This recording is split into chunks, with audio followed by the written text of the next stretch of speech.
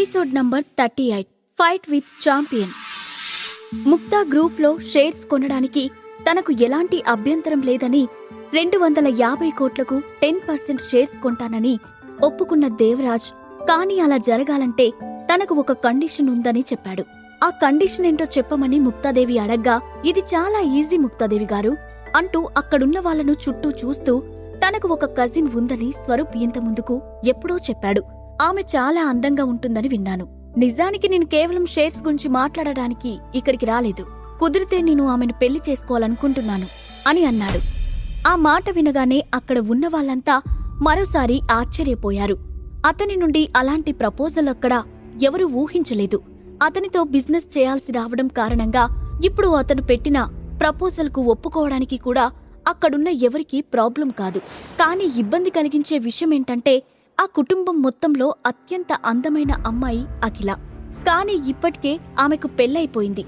అందుకే స్వరూప్ కొంచెం భయపడుతూ, దేవ్, నువ్వు ఎవరి గురించి మాట్లాడుతున్నావో నాకు అర్థం కావడం లేదు అని అన్నాడు. స్వరూప్, నువ్వెలా మర్చిపోయావ్? మనిద్దరం మీ కజిన్ అఖిల గురించి చాలా రోజులు మాట్లాడుకున్నాం కదా నవ్వుతూ అన్నాడు దేవరాజ్. ఆ మాట విని స్వరూప్ హడావుడిగా ఏదో చెప్పబోయాడు. కాని ఇంతలోనే అఖిల పైకి లేచి, మాస్టర్ దేవరాజ్, మిమ్మల్ని డిసప్పాయింట్ చేసినందుకు మా ఫ్యామిలీని క్షమించండి. ఆల్రెడీ నాకు పెళ్లైపోయింది అని సీరియస్ గా చెప్పింది. అవును దేవరాజ్ గారు, అఖిలకు పెళ్లై 2 ఏళ్లవుతుంది. కావాలంటే మా ఫ్యామిలీలో పెళ్లి కాని అమ్మాయిలు కూడా ఉన్నారు. కాబట్టి మీరు వారిలో ఎవరో ఒకరిని సెలెక్ట్ చేసుకోవచ్చు అని ఇబ్బందిగా చెప్పింది ముక్తాదేవి. ఆ మాట వినగానే దేవరాజ్ ఆమె వైపు సూటిగా చూస్తూ, చూడండి ముక్తాదేవి గారు, నేను నిజం చెప్పడానికి భయపడను. ఈ రోజు నేను ఇక్కడికి రావడానికి కారణం కేవలం అఖిల మాత్రమే. ఆమె లేకపోతే నేనిక్కడికి వచ్చేవాడిని కాదు. ఇంకో విషయం, ఇప్పుడు ఆమెకు పెళ్లైందని నేనేమీ బాధపడడం లేదు. ఆమె డివోర్స్ తీసుకుంటే నేను పెళ్లి చేసుకోవడానికి రెడీగా ఉన్నాను అని చెప్పాడు. దేవరాజ్ గారు, మీరు జోక్ చేస్తున్నారా? ముక్తాదేవి ముఖం నల్లబడుతుండగా కోపంగా అడిగింది. నేను జోక్ చేస్తున్నానని మీరనుకుంటున్నారా? గంభీరంగా అడిగాడు దేవరాజ్. స్వరూప్కి ఏం చెప్పాలో తెలియలేదు. దేవరాజ్ అలా చేస్తాడని అతను కూడా ఊహించలేదు. ముక్తాదేవి గారు, మీరు దీని గురించి ఒకసారి ఆలోచిస్తే మంచిది. నేనిక్కడికి వచ్చే దారిలోనే మీ ఫ్యామిలీ గురించి అన్ని విషయాలు తెలుసుకున్నాను. నిజానికి అఖిలను పెళ్లి చేసుకున్న వ్యక్తి ఈ కుటుంబాన్ని ఈ పరిస్థితి నుండి రక్షించాలి. కానీ కనీసం అతను మిమ్మల్ని చూడటానికి కూడా రాలేదు. కానీ ఇప్పుడు నేను మీ ముందున్నాను అని అన్నాడు. ఆ మాటకు ముక్తాదేవి ఏం మాట్లాడలేక తలదించుకుంది. అప్పుడు దేవరాజ్ మళ్లీ మాట్లాడుతూ, మీరిప్పుడు షేర్స్ ను ఖచ్చితంగా అమ్మి తీరాలి. కానీ మీ ఫ్యామిలీకి చెందిన షేర్స్ కొనడానికి ఈ టైంలో ఎవరైనా రెడీగా ఉన్నారని మీరనుకుంటున్నారా అని అడిగాడు. కానీ అఖిలకు పెళ్లైపోయింది. బిజినెస్ కోసం ఆమెను మళ్లీ మీకిచ్చి పెళ్లి చేయడం సరైన పద్ధతి కాదు. ఇబ్బందిగానే చెప్పింది ముక్తాదేవి. ముక్తాదేవి గారు, మీరు బాగా ఆలోచించుకోండి. 250 కోట్లు కాకపోతే నేను మరో 500 కోట్లు కూడా ఇవ్వడానికి రెడీగా ఉన్నాను అని చెప్పి దేవరాజ్ దూరంగా నుంచొని ఉన్న అఖిల వైపు చూసి, నాకు తెలిసిన ఇన్ఫర్మేషన్ ప్రకారం ఆమెకు పెళ్లైపోయినప్పటికీ ఆమె భర్త ఇంకా ఆమెను టచ్ కూడా చేయలేదు అని అన్నాడు. ఆ మాట విన్న ముక్తాదేవి వెంటనే తలదించుకుంది. అక్కడ ఉన్న అందరికీ అతని మాటలు ఇబ్బందిగా అనిపించడంతో మౌనంగా ఉండిపోయారు. దానికి కారణం అతను చెప్పిన మాటలో నిజం కూడా ఉండడమే.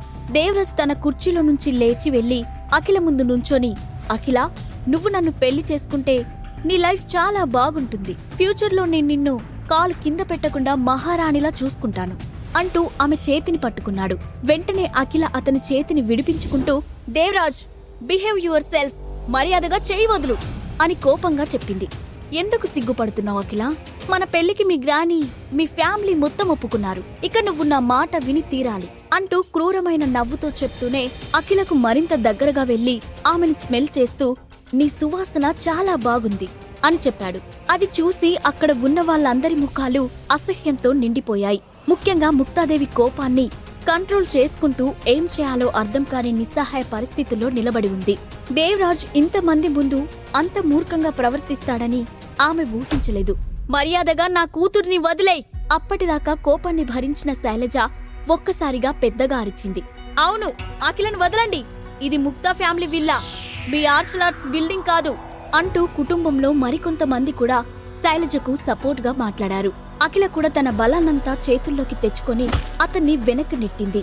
అఖిల తనను నెట్టడంతో దేవరాజ్ కోపంతో ఊగిపోతూ ముక్తాదేవి వైపు చూశాడు. ఆ తర్వాత ఆవేశంగా, స్వరూప్, చూస్తుంటే మీ ఫ్యామిలీకి కొంచెం కూడా సిన్సియారిటీ ఉన్నట్లు అనిపించడం లేదు అని అన్నాడు.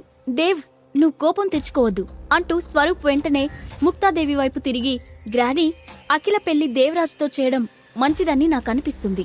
కావాలంటే మనం సాగర్కి నష్టపరిహారంగా కొంత డబ్బు ఇచ్చేద్దాం అని అన్నాడు. ఆ మాట విని అక్కడ ఉన్న వాళ్ళంతా ఆశ్చర్యపోయారు. ముక్తాదేవి కూడా ఏం మాట్లాడకుండా మౌనంగా ఉండిపోయింది. దాంతో స్వరూప్ మళ్ళీ మాట్లాడుతూ, గ్రానీ, అఖిల ఒక్కదానికోసం ఆలోచిస్తే ఇప్పుడు ముక్తా ఫ్యామిలీ తిరిగి కోలుకోలేని స్థితిలోకి వెళుతుంది. ఇక మనకు ఎదగడానికి మరో అవకాశం కూడా ఉండదు అని అన్నాడు. ఆ మాటలు విన్న ముక్తాదేవి ఏం చెప్పాలో తెలియక తన శరీరంలోని శక్తినంతా కోల్పోయినట్లు నిస్సహాయంగా తలదించుకుంది. అక్కడ ఉన్న ఎవరూ ఒక మాట కూడా మాట్లాడటానికి ధైర్యం చేయలేదు. కుదరదు, నా కూతురికి ఇష్టం లేకుండా ఏదీ జరగదు అంటూ శైలజ అరవబోయింది. కాని దేవరాజుతో వచ్చిన మనుషులు ఆమెను అడ్డుకొని నోరు మూయించారు. అక్కడ సిచ్యువేషన్ చూసి పరిస్థితి పూర్తిగా తనకు వ్యతిరేకంగా ఉందని అర్థం చేసుకుంది అఖిల. అప్పుడు దేవరాజ్ మళ్ళీ నవ్వుతూ, హే బ్యూటిఫుల్, ఇక మనల్ని ఎవరూ డిస్టర్బ్ చేయరు అంటూ అఖిల దగ్గరికి వెళ్లడం మొదలుపెట్టాడు. అఖిల మనసులో హఠాత్తుగా సాగర్ మెదిలాడు. దాంతో ఆమె కళ్ళు మూసుకొని నిశ్శబ్దంగా, సాగర్, త్వరగా రా, ఇక్కడ నీ భార్యకి అవమానం జరుగుతుంది అని మనసులోనే గట్టిగా కోరుకుంది. ఈలోగా దేవరాజ్ అఖిల దగ్గరికి వెళ్లి ఆమె నడుంపై చేయి వేయబోతుండగా హఠాత్తుగా ఒక చేయి దేవరాజ్ చేతిని పట్టుకుని మెలితిప్పింది. దాంతో దేవరాజ్ కోపంగా వెనక్కి తిరిగాడు. నా భార్యకు దూరంగా ఉండు, దేవరాజ్ కళ్ళలోకి సూటిగా చూస్తూ చెప్పాడు అక్కడ నిల్చొని ఉన్న సాగర్. సాగర్ని చూడగానే అఖిల కన్నీళ్లతో వెళ్లి, సాగర్, కరెక్ట్ టైంకి వచ్చావు అంటూ అతని చేతిని పట్టుకుంది. అంటే నువ్వు ఈ అఖిలకు పనికిరాని భర్తవా అని అసహ్యంగా అన్న దేవరాజ్, నీ భార్యకు దగ్గరగా ఉండటాన్ని చూసి నువ్వు ఓర్చుకోలేకపోతున్నావా? అయితే విను, నేను త్వరలోనే నీ భార్యని పెళ్లి చేసుకోబోతున్నాను అని అన్నాడు. నీకు చావడానికి చాలా తొందరగా ఉన్నట్లుంది అని కోపంగా అన్న సాగర్ వెంటనే అతన్ని దూరంగా నెట్టాడు.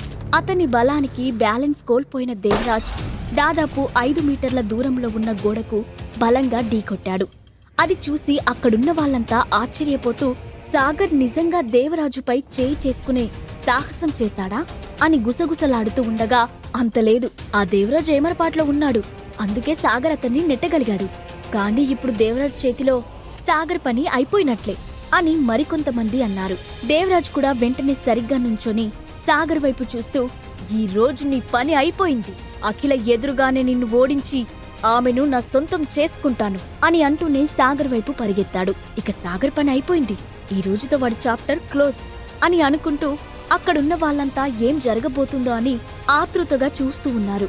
ముందుగా తేరుకున్న అఖిల కూడా, సాగర్, త్వరగా పరిగెత్తు, అతను మార్షల్ ఆర్ట్స్ లో వరల్డ్ ఛాంపియన్, నువ్వు అతనితో పోరాడలేవు అని పెద్దగా అరిచింది. ఆమె సాగర్కి ఏదైనా అవుతుందేమో అని భయపడింది. కానీ అదే సమయంలో సాగర్ తన కోసం అతనితో పోరాడడానికి సిద్ధపడటం ఆమెకు చాలా సంతోషాన్ని కలగజేసింది. ఎంత చెప్పినా సాగర్ అక్కడి నుండి కదలకపోవడంతో అఖిల కంగారుగా పక్కకు వెళ్లి వెంటనే పోలీస్ స్టేషన్ కి కాల్ చేసి వాళ్ళను త్వరగా ముక్తాదేవి విల్లాకు రమ్మని చెప్పింది. సాగర్ దగ్గరికి పరిగెత్తుకుంటూ వచ్చిన దేవరాజ్, నువ్వు నాతోనే పోటీ పడాలనుకుంటున్నావా అని కోపంగా అరుస్తూ పిడికిలి బిగించి సాగర్ ముఖం పైన పంచ్ ఇవ్వబోయాడు. కాని సాగర్ అతని చేతిని గాల్లోనే ఆపి మరో చేత్తో పిడికిలి బిగించి దేవరాజ్ కడుపులో గుద్దాడు. అతను ఆ నొప్పికి బాధతో విలవిలలాడుతూ ఉండగానే సాగర్ అతని 2 చేతులను పట్టుకుని వెనక్కి విరిచాడు. దాంతో దేవరాజ్ దయనీయంగా అరవడం మొదలుపెట్టాడు. కాని సాగర్ ఏమాత్రం కనికరం లేకుండా అతనిని 2 చేతులతో గాల్లోకి ఎత్తి విసిరి నేలపై పడేశాడు. ఆ దృశ్యం చూసి అక్కడ ఉన్న వాళ్ళంతా షాక్తో నిలబడిపోయారు. దేవరాజ్ నేలపై నుండి వెంటనే లేవడానికి ప్రయత్నిస్తుండగా సాగర్ వెళ్లి అతని ఛాతీపై కాలు పెట్టి, నువ్వు నా భార్యతోనే మిస్బిహేవ్ చేయడానికి ధైర్యం చేశావు, ఇప్పుడు చెప్పు, నా భార్యను ఇంకా పెళ్లి చేసుకోవాలని కోరికగా ఉందా అంటూ కిందకి కూర్చొని అతని ముఖంపై పిడిగుద్దుల వర్షం కురిపించాడు సాగర్. దాంతో దేవరాజు ముఖం వాచిపోయి ఎర్రగా కందిపోయి చూడడానికి భయంకరంగా తయారైంది. ఆ దెబ్బలకు తట్టుకోలేకపోయిన దేవరాజ్, వద్దు, నన్ను కొట్టొద్దు, నిజంగా నేను తప్పు చేశాను అని ఇష్టం లేకపోయినా బలవంతంగా తన తప్పును ఒప్పుకున్నాడు. తప్పు చేశావని తెలిసినప్పుడు క్షమాపణ చెప్పాలని తెలియదా? సీరియస్ గా చూస్తూ అన్నాడు సాగర్. నేను క్షమాపణ చెప్పాలా? ఇష్టం లేనట్లుగా అన్నాడు దేవరాజ్. అవును, నా భార్య ముందు మోకరిల్లి క్షమాపణ చెప్పాలి అని చెప్తూ దేవరాజ్తో పాటు వచ్చిన మనుషుల వైపు చూశాడు సాగర్. వాళ్ళు అడుగు ముందుకు వేయడానికి భయపడుతున్నట్లుగా ఎక్కడ వాళ్ళు అక్కడే నిల్చుండిపోయారు. వరల్డ్ ఛాంపియన్ అయిన దేవరాజ్ను కొట్టిన వ్యక్తికి తమను కొట్టడం పెద్ద సమస్య కాదని వాళ్ళనుకున్నారు. అందుకే ముందుకు వచ్చే ధైర్యం చేయలేకపోయారు. అప్పుడు దేవరాజ్ కోపంగా, నేను మోకరిల్లి క్షమాపణ చెప్పాలా? నువ్వు చాలా ఎక్కువ చేస్తున్నావు అని అన్నాడు.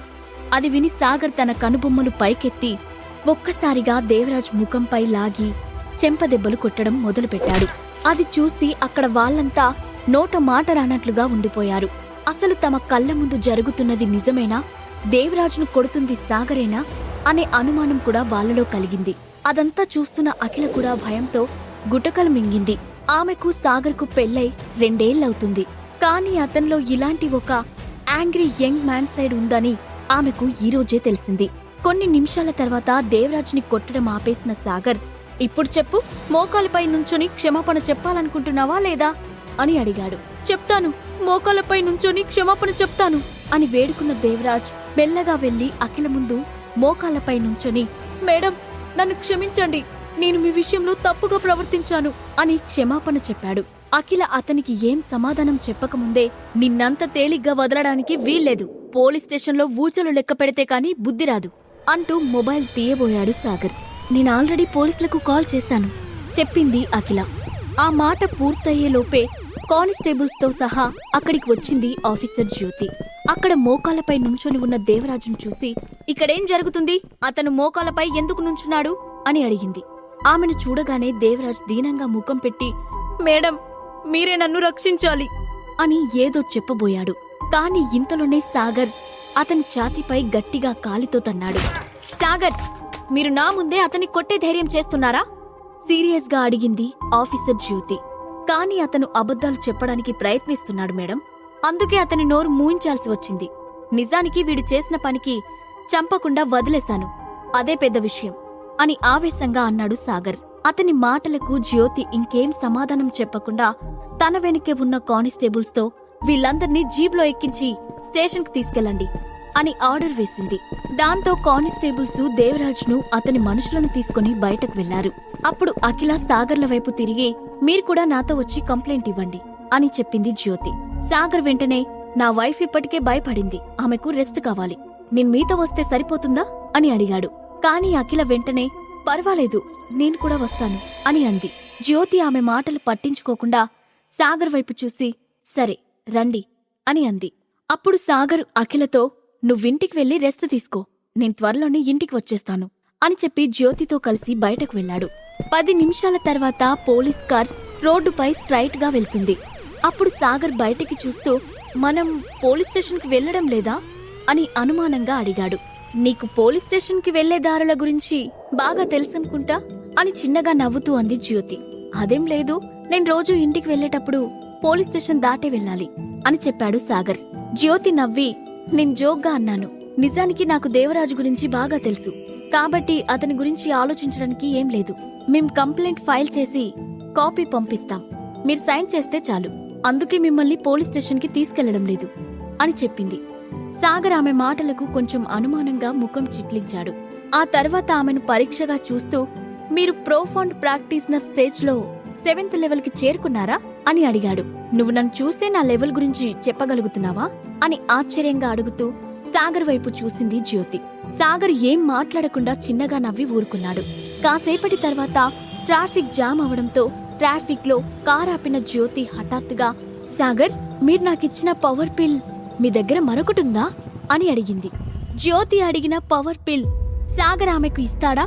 సాగర్లో హఠాత్తుగా వచ్చిన మార్పుల గురించి అఖిల తెలుసుకుంటుందా? ఈ ప్రశ్నలకు సమాధానాలు తెలుసుకోవాలంటే నెక్స్ట్ ఎపిసోడ్ వినాల్సిందే.